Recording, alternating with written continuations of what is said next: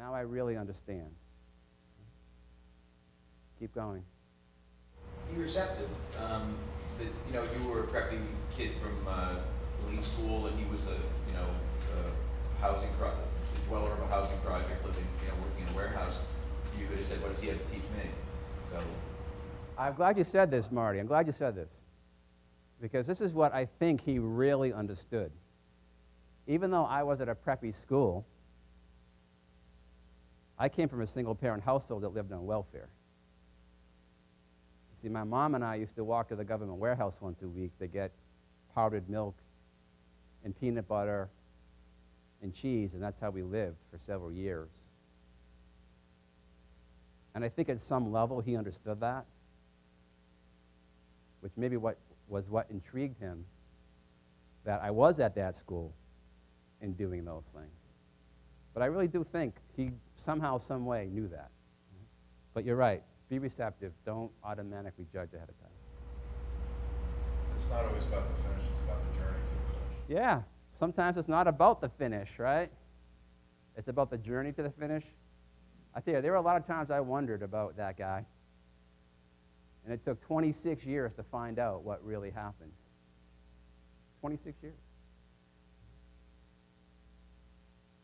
And I had some issues with that, by the way, after I found out what had really happened. Because sometimes in my mind I would say, did I do the right thing? Did I say the right thing? Could I have loved him a little bit more? Could I have been a better friend? Could I have done those things and maybe it would have been different? But they weren't intended to be different. He went where he was supposed to go and wanted to go, and I went where I was supposed to go and wanted to go. Okay? Keep going. I think it's also about loving unconditionally. Loving unconditionally. You might want to write that one down. And that sounds a lot, sounds a lot easier than what it really is. And in a little while, Monique, we're going to go through a little exercise on that, okay? Yes, Tony. Well, I would say this. I've trusted my gut a lot in life, and unfortunately there were times it was, in that moment, I thought severely wrong. But in the long run, when you look back, you say, something, that's probably the right thing. Probably the right thing for me. So yeah, I'm a big believer in following your intuition, but you've heard me speak before, Tony. Following your intuition now when it's backed by the evidence, right? When it's backed by the evidence. It's a combination of two things. Keep going. Jane? Yeah, be in the moment. Absolutely. Okay, so let's take a look at some of these principles as I've defined them. And by the way, you have them on this card, so you have this constant reminder. So what holds us in limiting beliefs?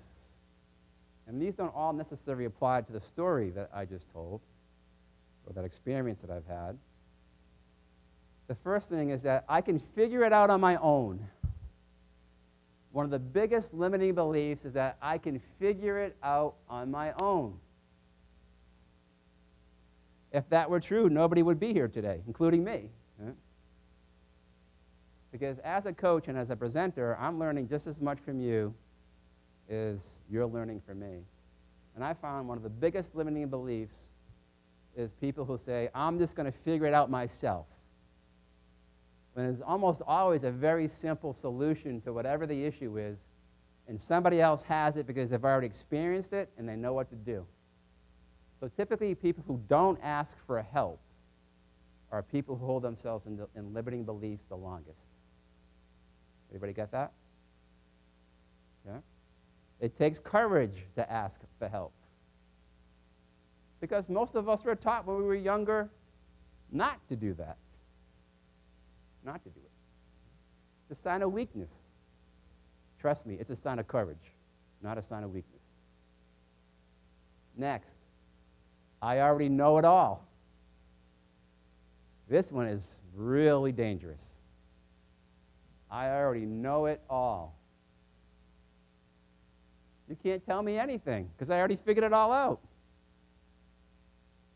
And trust me on this one, I was there once in my life.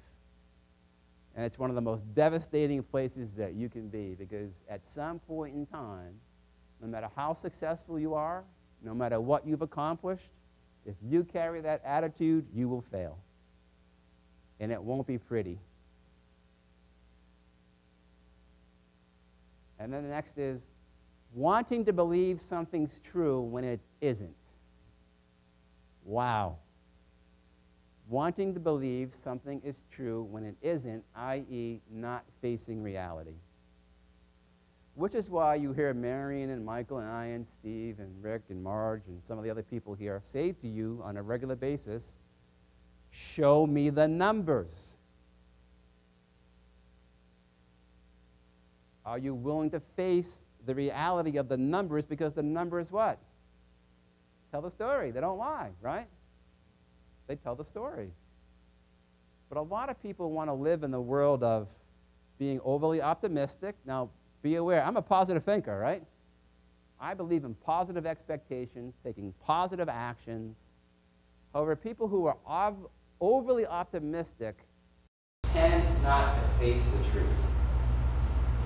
And if you're not willing to face the truth, then you will never be able to accomplish what it is most people say they want to accomplish. Those of you who coach with me personally or heard me speak about this in the past, there's a book out there called Good to Great. Some of you have read that book. And in there, there's an interview of Admiral James Stockdale, who was the highest ranking prisoner of war ever, by the way, at the Hanoi Hilton, right, in Vietnam. And he was interviewed about his experience there, and one of the questions that was asked of him was, how did you know who was going to survive those prison camps and who was going to die? And he said very quickly, very poignantly, I knew who was going to die. It was the optimists. The optimists were going to die, and every single one of them did. And the interviewer was shocked by that answer and said, well, why is that so? And he said, well, they weren't willing to face reality. They weren't willing to prepare themselves physically, mentally, spiritually, to do what they had to do to survive. Instead, they would say stuff like, we'll be out of here by Thanksgiving. And when that didn't happen, they'd be disappointed. And they'd say, we'll be out of here by Christmas. And then that didn't happen. Then we'll be out here by Easter. And then we'll be out here. And every single one of them died of a broken heart and defeated spirit. They gave up and they died. And the ones who figured out a way to communicate with each other, to keep themselves as fit as possible, to be somewhat positive as much as they could, were the ones who survived. So be willing to face the facts. If not, you will limit yourself significantly. Okay, and Michael's going to show you some ways, by the way, how to do that. And then we talked about this already, staying in judgment rather than being open-minded. Staying in judgment. Everybody understands that, right? Because we pretty much covered that. But I want to make one more, kind of go over one more point on that I already said, is that when we're judging others, we're really avoiding something in ourselves. And they don't even have to be connected. If I look out and say, you know, geez, I don't think that person's doing so well because they're driving a crappy car. That's a judgment. And what I might really be doing is saying, I don't want to prospect today, so I'll put my attention out there. See, that's what I'm really doing. And so isn't everybody else who's carrying judgment.